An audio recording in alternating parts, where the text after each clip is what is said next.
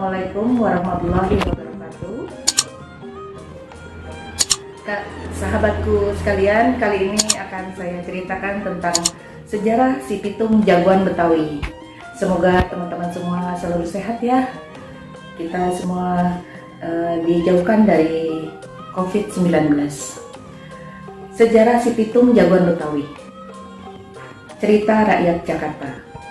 Pada zaman dahulu, di daerah Jakarta Barat, tepatnya di Rawabelong, tinggallah sepasang suami istri dengan seorang anak laki-laki.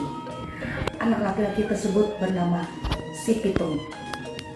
Sejak Pitung kecil, mereka sangat berharap agar anak sematawayangnya itu tumbuh menjadi anak yang baik dan soleh.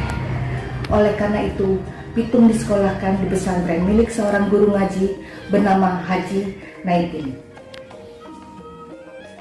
Di pesantren Haji Naipin, Pitung diajarkan mengaji, membaca, menulis, berhitung, dan bela diri.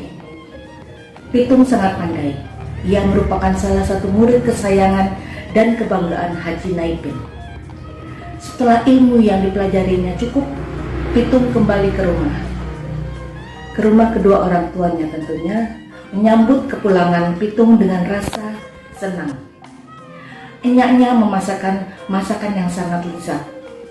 Pitung memakan hidangan tersebut dengan lahap. Maklum, selama di pesantren ia biasa makan seadanya.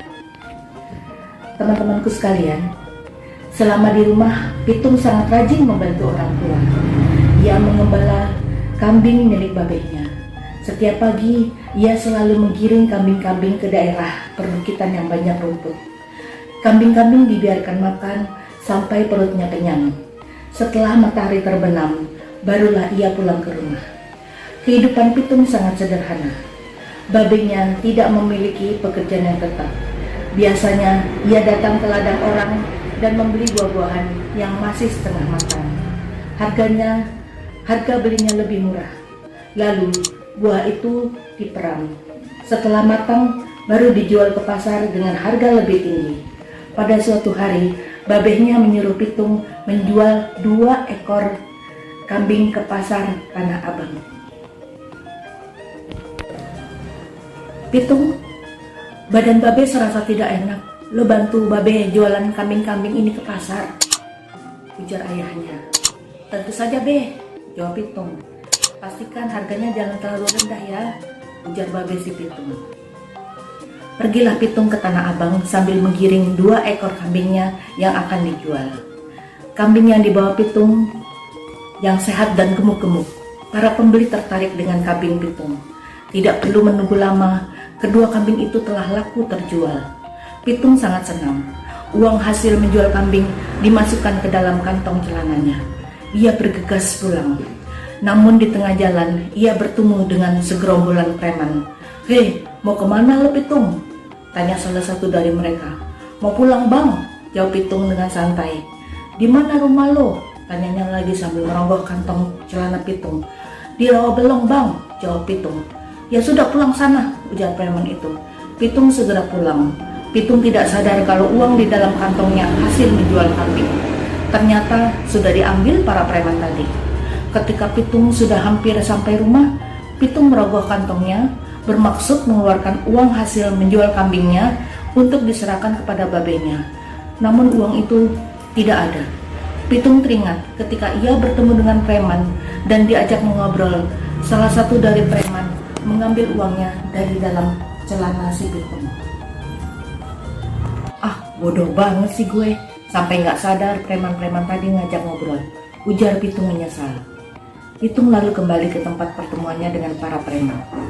Para preman tak mau mengakui telah mengambil uangnya. Mereka terus-menerus membantah.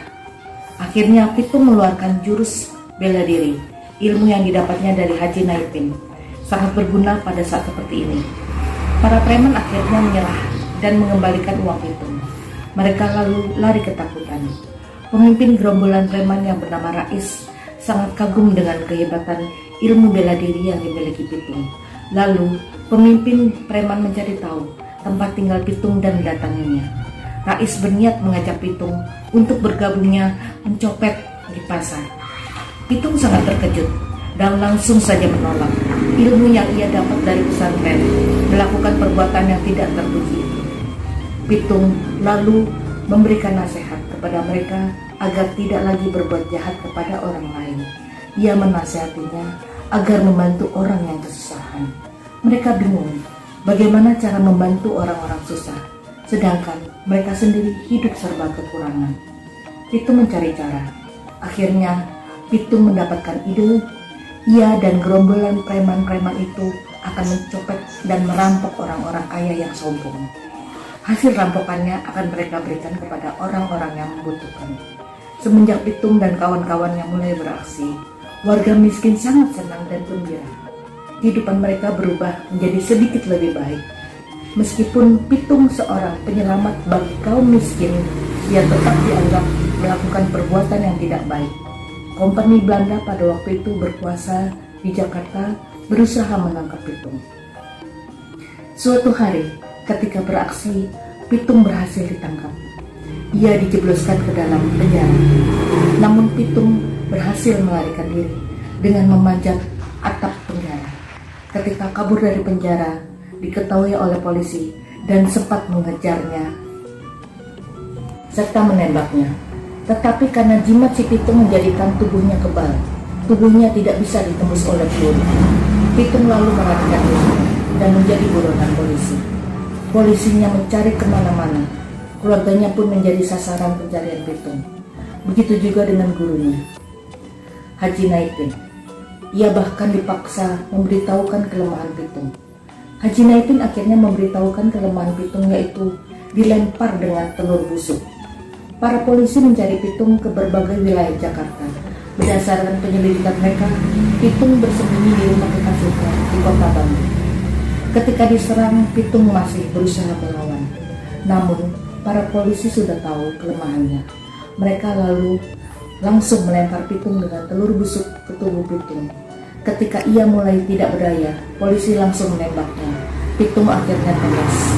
Sebagian orang, terutama orang miskin, Pitung dikenal sebagai pahlawan. Mereka yang sempat dibantu oleh Pitung mengenang jasa-jasanya. Namun, Pitung tetap dianggap penjahat karena menolong orang lain dengan perbuatan yang tidak terpuji. Pesan moral dari sejarah si Pitung jagoan Betawi ini adalah gunakan kemampuanmu untuk membantu orang lain yang membutuhkan.